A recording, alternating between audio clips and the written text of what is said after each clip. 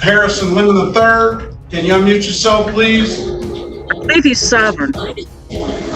It was obvious from the start. Between that ridiculous crayon sharpener haircut he showed up with last time and the way he sounds like he's coughing up drywall dust every time he opens his mouth in this one, you just know this isn't going to end well. Hey everyone, welcome back to the channel. Today, we're wrapping up the saga from the previous video. Our favorite sovereign citizen is back in court, once again trying to argue the classic that there's no victim, so you can't tell me what to do defense. Spoiler alert, it goes exactly how you'd expect. So buckle up, let's dive right in and watch it unfold.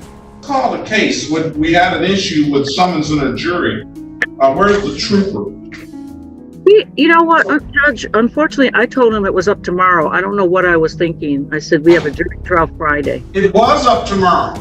Oh. But this was the final pretrial to see if it was going to work itself out, but it's not, I'm sure. Oh, because he just called me and asked me if he needed to appear, and I said, no, I can call him right back if you... He's in here. Let's call the case. Which guy is here? Okay. Let's call the case. Let's put this all on the record. I'm sorry. It's the city of Detroit versus, strike that, this is the state of Michigan versus Harrison Lemon Bay the third. Case number SX 4195968, counts 1, 2, and 3. Appearance for the record, please. Paula Cole on behalf of the people. All right, Trooper Shields, can you put your appearance on the record for me, please? It's Trooper Butchkaya who's on Lemons, and he's the one who called me, and I told him he didn't have to zoom in because it's... Okay, very well. Okay, very well. Mr. Harrison Lemon Bay the third, can you put your appearance on the record, please? Yes, Your Honor. Harrison Lemon Bay, spelled all lowercase, HARRISON space LE space MON space BEY. That is Harrison Lemon Bay. I am the surety on behalf of the principal debtor, Harrison Lemon III, spelled with all capital letters. For the record, Your Honor, I'm not familiar with the Harrison Lemon. You really had me convinced for a second, until I realized you're standing in front of a judge, responding to a case called under a name you swear you don't recognize. Funny how that works, right? Claiming confusion about the name, yet somehow knowing exactly when to step forward and speak. And I'm clearly not the only one who caught that little contradiction, because the judge is just seconds away from pointing it out. And trust me, he's not about to let that slide. You said I'm Harrison Lemon Bay the third, or Harrison Lemon Bay on behalf of that and the surety of that. I mean, you sound like you're very familiar with him. Your Honor. Sound like, and maybe, I would guess that your mom probably named you Harrison Lemon Bay when you were born. Your Honor, the name Harrison Lemon Bay III is a name that I am completely unfamiliar with. If this matter today is related to a name that is Harrison Lemon Bay III, I'm not authorized to speak on that name. I'm not trying to bring any type of controversy to the court or anything like that. I'm just simply here to be able to settle this matter and settle the charges and bring this matter to the close. That's it. All right. Well, we can bring the matter to a close by taking an offer. We can give you an offer, Ms. APA Cole. You want to give Mr. I don't know how you want to be referred to, but Mr. Harrison Lemon Bay III, an offer. You want to take that offer? We can satisfy it like that, or we can satisfy it like we had set for a jury trial. And the note that we received this morning was that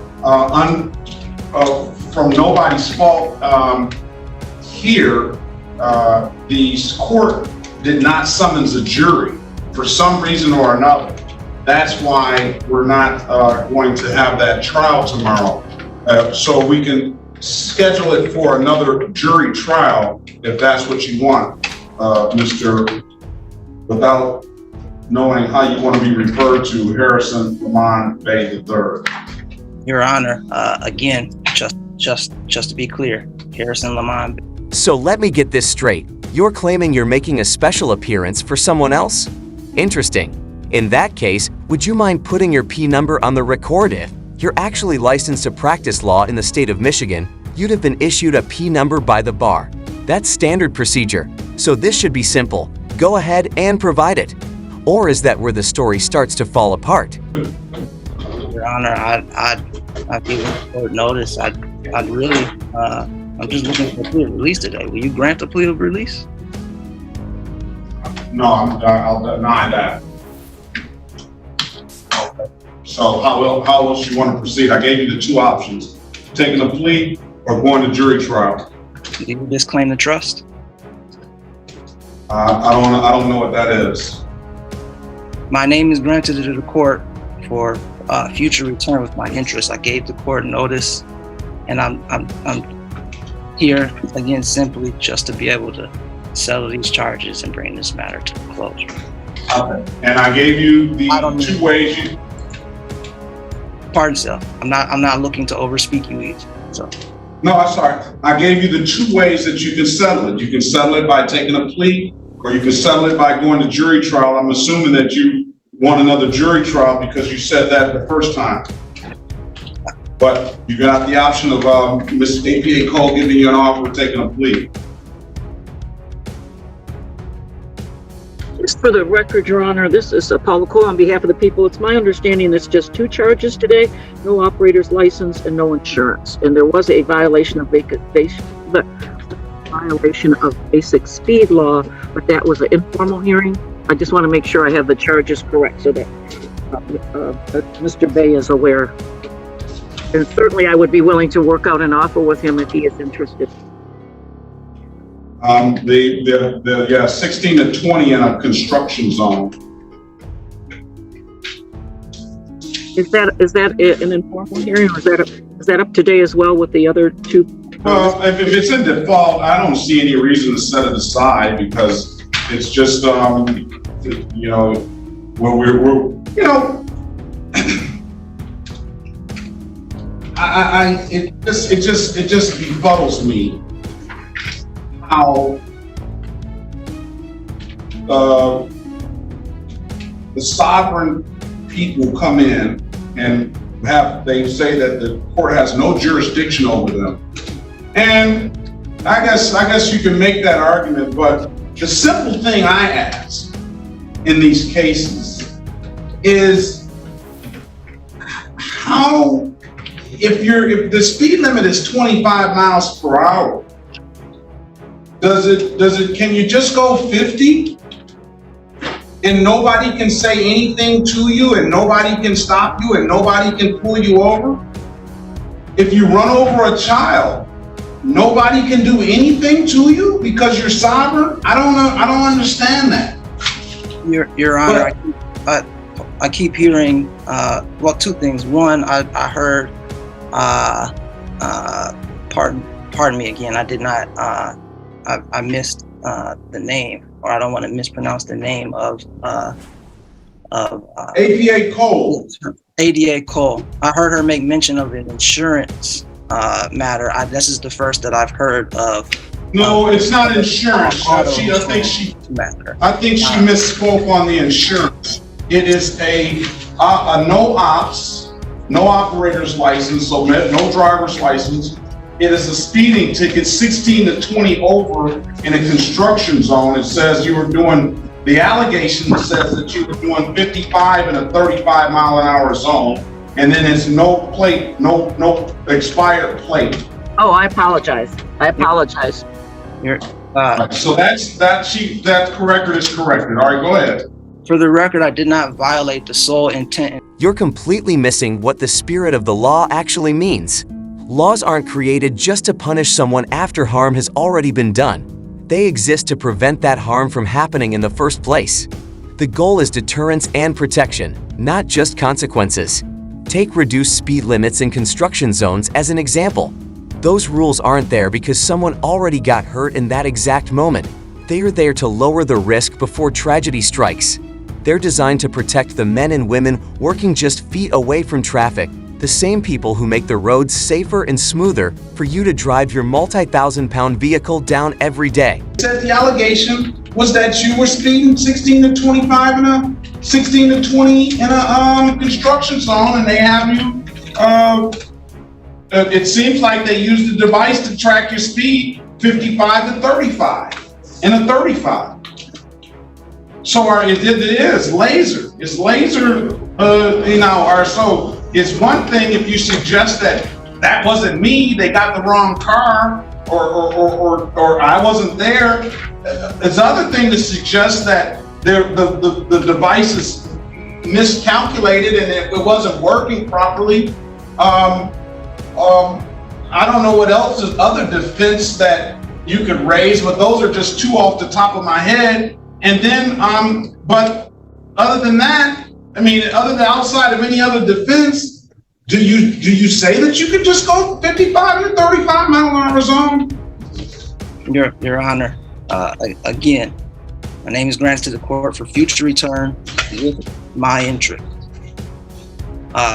Now, I hear you make mention of sovereign. I heard you make mention of that term, sovereign. You may not be claiming sovereign. I don't know. That's just what I hear. First off, if you were truly a Moroccan diplomat, that would be easy to verify.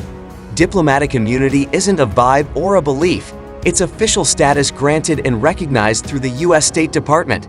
You'd have documentation, credentials, something concrete. So if that's real, produce it. Simple. Now that we've set that aside, let's talk about your comment about relying on the American government for protection. Government, I physically reside, not statutorily, in the Union State in a non-military occupied area without the territorial jurisdiction and without the District of Columbia. I don't have a personal military. So I depend on the United States for protection and security found in Article 4, Section 4, making me subject to those protections. I spend a lot of time learning on how to comply with the law of both my creator and my government, not defiling and opposing. That's actually the core of the social contract. You depend on the system to safeguard your family, your property, and your rights. Laws like speed limits exist to reduce risk and protect everyone on the road. But here's the part you can't dodge, that protection isn't a one-way street. You don't get the benefits of the system while exempting yourself from its rules. The same laws that protect you and your loved ones are the ones you're expected to follow to protect others. You can't demand the shield while refusing to carry the responsibility that comes with it. Did you just say that? That is correct. I did just say Okay, so you depend on the government for protection. So the government is saying they're protecting other people because Mr. Golson depends on the government for protection. ADA Cole depends on the government for protection. Attorney Harris depends on the government for protection. They want to be safe, and they want their kids and their families to be safe. So when they cross the street, people are abiding by the speed limits and the laws of the government. Why do?